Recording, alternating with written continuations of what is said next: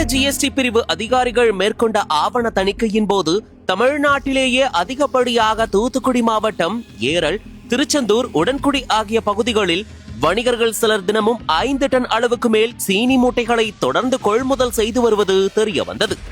இதில் சந்தேகம் வலுத்ததை அடுத்து ஜிஎஸ்டி பிரிவு அதிகாரிகள் ஏரல், திருச்செந்தூர், உடன்குடி ஆகிய பகுதிகளில் மொத்த வணிக நிறுவனங்கள் சிலவற்றை கண்காணித்து ஆவணங்களை ஆய்வு செய்தனர்.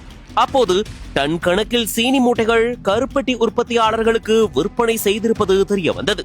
இதைத் தொடர்ந்து கருப்பட்டி உற்பத்தி செய்யப்படும் இடங்களில் குடோன்களில் நடைபெற்ற ஆய்வில் கடந்த 6 ஆண்டுகளாக 60 முதல் 80% அளவில் சீனி கலந்த ஒரு புதுவிதமான இனம் தெரியாத கருப்பட்டியை தயாரித்து அதை உடன்குடி ஒரிஜினல் நயம் பனங்கருப்பட்டி என சில வணிகர்கள் விற்பனை செய்து மோசடியில் ஈடுபட்டிருப்பது கண்டுபிடிக்கப்பட்டது.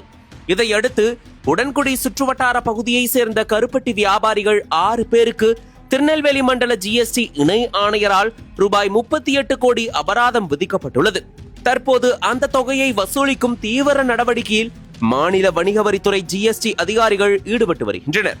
கடந்த 7 மாதங்களுக்கு மேலாக இரு தரப்பிலும் மிகவும் கமுக்கமாக வைக்கப்பட்டிருந்த இந்த விவகாரம் தற்போது மெல்ல மெல்ல கசிந்து பொதுவெளியில் பேசுபொருளாகி புவிசார் குறியீடு பெற்ற உடன்குடி கருப்பட்டி மீதான நம்பகத்தன்மையை கேள்விக்குறியாக்கி உள்ளதோடு பல்வேறு கோணங்களில் சர்ச்சையையும் ஏற்படுத்தி விஸ்வரூபம் எடுத்துள்ளது. இந்த விவகாரம் தொடர்பாக பெயர் வெளியிட விரும்பாத ஜிஎஸ்டி பிரிவு உயரதிகாரி ஒருவர் நக்கீரனிடம் தெரிவிக்கையில், ஏரல், திருச்செந்தூர், உடன்குடி பகுதி வணிகர்கள் தாக்கல் செய்த ஜிஎஸ்டி ரிப்போர்ட்டில் சிலவற்றை ஆய்வு செய்ததில் உடன்குடி சுற்றுவட்டார கருப்பட்டி உற்பத்தியாளர்களுக்கு சீனி மூட்டைகள் டன் கணக்கில் தினமும் சப்ளை ஆகியிருப்பது தெரிய வந்தது. அதன் அடிப்படையில் உடன்குடி, கொட்டங்காடு, ஆதித்யாகுறிச்சி உள்ளிட்ட பகுதிகளுக்கு சென்று அங்கு கருப்பட்டி தயாரிப்பு மற்றும் இருப்பு வைத்துள்ள குடோன்களை பார்வையிட்டு ஆய்வு செய்தோம். அந்த ஆய்வில் பதநீரில் 80% வரைக்கும் சீனியை கலந்து ஒரு புதுவிதமான பெயர் இனம் காண முடியாத கருப்பட்டியை தயாரித்து அதனை ஒரிஜினல் நயம் பனங்கருப்பட்டி, மருத்துவ குணம் நிறைந்த பாரம்பரியமிக்க உடன்குடி கருப்பட்டி, சில்லு கருப்பட்டி, புட்டு கருப்பட்டி என பல பெயர்களில் மக்களை ஏமாற்றி பல கோடிக்கு விற்பனை செய்து சிலர் மோசடியில் ஈடுபட்டிருப்பது தெரிய வந்தது. குறிப்பாக சென்னை, திருச்சி, மதுரை, கோவை, சேலம் உள்ளிட்ட பல மாவட்டங்களிலும் வெளிநாடுகளுக்கும் இந்த விற்பனை அமோகமாக நடைபெற்றுள்ளது. ஒவ்வொரு பொருளுக்கும் ஜிஎஸ்டியில் ஒவ்வொரு வரி விகிதம் உள்ளது. ஆனால் பெயரே தெரியாத, கண்டறிய முடியாத ஒரு பொருளை யாரேனும் விற்றால் அதற்கு ரெசிஜுவரி என்ட்ரி என்ற வகைப்பாட்டில் 18% வரி விதிப்பு செய்யலாம் என சட்டம் உள்ளது.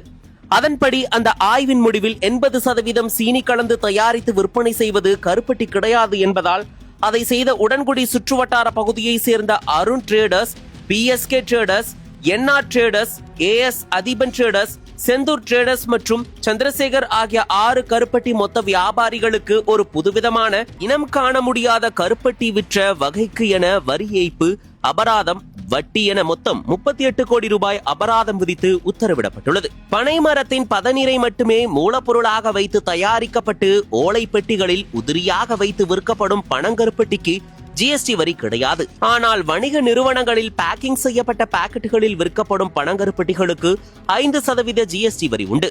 அதிக அளவில் சீனி கலந்து தயாரிக்கப்படும் கருப்பட்டிகளுக்கு 18% ஜிஎஸ்டி வரி உண்டு. ஜிஎஸ்டி வரி விதிப்பில் இருந்து தப்பிக்கும் நோக்கத்துடன் வியாபாரிகள் நூதனமாக செயல்பட்டுள்ளதால் 5% வரி மட்டுமே விதிக்கப்பட்டு அரசுக்கு கோடிக்கணக்கில் வருவாய் இழப்பு ஏற்பட்டுள்ளது. வணிக வரித்துறையின் திருநெல்வேலி மண்டல இணை ஆணையரால் விதிக்கப்பட்ட அபராதத்தை எதிர்த்து ஒரு டீலர் மட்டும் கோர்ட்டுக்கு சென்றுள்ளார். கோர்ட் பிறப்பித்த வழிகாட்டுதல் உத்தரவுகளையும் அவர்கள் பின்பற்றவில்லை. மற்ற 5 டீலர்கள் ஜிஎஸ்டி ஆணையரகத்தில் மாறி மாறி அப்பீல் செய்து வருகின்றனர். நாங்கள் அதை ரிஜெக்ட் செய்து அனுப்பிவிட்டோம். ஜிஎஸ்டி சட்ட விதிகளின்படி அபராத தொகையை மீட்பதற்கான நடவடிக்கைகளை தீவிரமாக தொடங்கியுள்ளோம். இந்த தொழிலில் ஒரு பெரிய நெட்வொர்க் உள்ளது. அத்தகைய பிற நபர்களையும் தொடர்ந்து கண்காணித்து வருகிறோம். நடவடிக்கை உறுதியாக இருக்கும் என்றார். தூத்துக்குடி மாவட்ட கருப்பட்டி பனங்கற்கண்டு உற்பத்தியாளர்கள் சங்கத்தின் தலைவர் நடராஜன் கூறுகையில், ஜிஎஸ்டி அமல்படுத்தும் போது திருச்செந்தூர் அலுவலகத்தில் வைத்து கருப்பட்டி தயாரிப்பாளர்களையும் சங்க நிர்வாகிகளையும் அழைத்து கூட்டம் போட்டு பேசினார்கள். அப்போதைய அதிகாரிகள் சொல்லியபடிதான் நாங்கள் 5% ஜிஎஸ்டி வரி செலுத்தினோம்.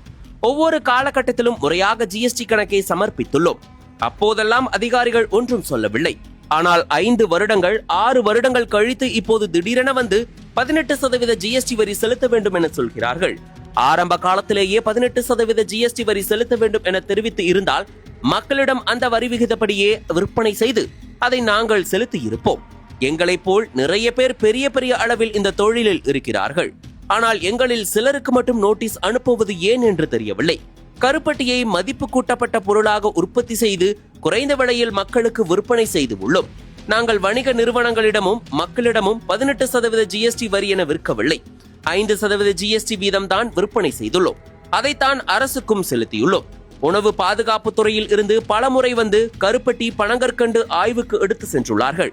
எங்களுக்கு சட்டத்திட்டத்தில் உள்ள மற்ற விவரங்கள் எல்லாம் தெரியாது. எங்களின் வளர்ச்சியை பிடிக்காத ஒரு சிலரின் தூண்டுதல் காரணமாக அதிகாரிகள் அதற்கு உடந்தையாக செயல்படுவதாக தெரிகிறது. நாங்கள் மக்களையும் ஏமாற்றவில்லை, அரசாங்கத்தையும் ஏமாற்றவில்லை. அதிகாரிகள் விதித்துள்ள அபராத உத்தரவை எதிர்த்து அப்பீல் சென்றுள்ளோம். தெளிவான வழிகாட்டுதல் வழங்காமல் அதிகாரிகள் இடமாறுதல் ஆகி வரும்போது எங்களை பலிகடா ஆக்குகிறார்கள் என்றார்.